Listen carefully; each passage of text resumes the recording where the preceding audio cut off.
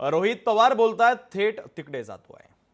आशांबरोबरचा सुद्धा व्हिडिओ, तो सुद्धा मर्डरच्या काही दिवस आधी हा प्रसिद्ध झाला, मीडियाली प्रसिद्ध केलं। मी आपल्या सगळ्यांचे आभार व्यक्त करतो मराठी मीडियाचे। पण तो प्रसिद्ध झाल्यानंतर दुसऱ्या दिवशीच कोर्टामध्ये जेव्हा खऱ्या अर्थाने बाजू मांडण्याची वेळ होती, तेव्हा पोलिसांनी न व्हिडिओबद्दल काय बोलले, न तिथं योग्य पद्धतीची बाजू मांडली, शांत बसले आणि 5 मिनिटांमध्ये हिअरिंग संपून तिथं त्या व्यक्तीला म्हणजे वाल्मिक कराडला तिथं ज्युडिशियल कस्टडी तिथं मिळाली। आणि ती मिळाल्यानंतर असं जसं टप्प्याटप्प्याने होत असतं की मग आता बेलसाठी त्यांनी अप्लाय केला, ठीक आहे, अप्लाय केला, तो माघार घेतला। मग आता आपल्याला तिथं चांगल्या ठिकाणी राहता यावं, नाहीतर सिंपती मिळावी, यासाठी पोट दुखतंय, डोकं दुखतंय, बरंच काय दुखतंय। आता विषय एवढा जर खरंच दुखत असेल तर काळजी घ्यावी, इंजेक्शन एखादं तिथं देऊन त्यांना नीट करावं।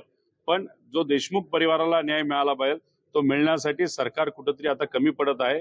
तिथं जो काय फॉलोअप होतोय तो फॉलोअप होत नाही। सुरुवातीला जोर दाखवला, पण आता दोन्ही SIT घ्या नाहीतर तुम्ही जी CID घ्या, याच्यामध्ये हे सरकार आता कमी पडत चाललंय। सरकारला कदाचित असं वाटतंय की हळूहळू लोकच हा विषय विसरून जातील आणि त्याच्यामध्ये मग राजाला असं वाटतंय की आपला जो सुभेदार आहे त्याला आपल्याला वाचवता येईल, असं कुठेतरी चर्चा आता लोकांमध्ये सुरू झाली।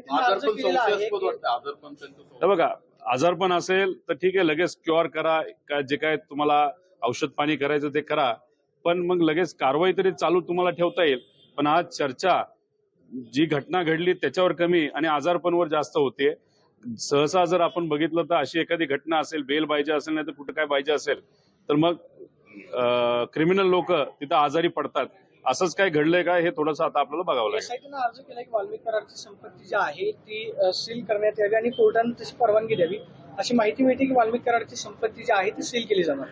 विषय एवढाच आहे की फक्त वाल्मिक कराडची नाही, पण बेनामी नावाने जिथं संपत्ती आहे, जसं ड्रायव्हरच्या नावाली आहे, एखादा आम्हाला कळतं की ड्रायव्हरच्या नावाली 1 करोड रुपयाचा फ्लॅट आहे, बिल्डिंग्स आहेत, व्यवसाय आहेत, बरंच काय। जरा खोलात जाऊन तिथं कुठेतरी पुढाकार घेण्याची जरूरत आहे। ज्युडिशियल एन्क्वायरी आता सुरू झालेली आहे। ज्युडिशियल एन्क्वायरीकडनं आपण अपेक्षा करू शकतो की चांगल्या पद्धतीचा तपास तिथं होईल आणि खऱ्या अर्थाने तिथं देशमुख परिवाराला न्याय मिळेल। POCB सोडत त्यांच्या स्वतःच्या आणि 2 पत्नींच्या नावावरच कोट्यवधी संपत्ती पुण्यात तुमच्या मगरपट्टासाठी इकडे तिकडे आहे, त्याचा हिशोब काय?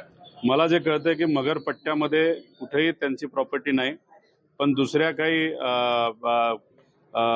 बिल्डिंग्स मध्ये आहे असं तिथं आम्हाला कळत आहे। आता विषय एवढाच आहे, आम्ही हेच म्हणतोय की बेनामी नावावर काय शेवटी लोकशाही मराठी ऐका, पहा, जागरूक रहा।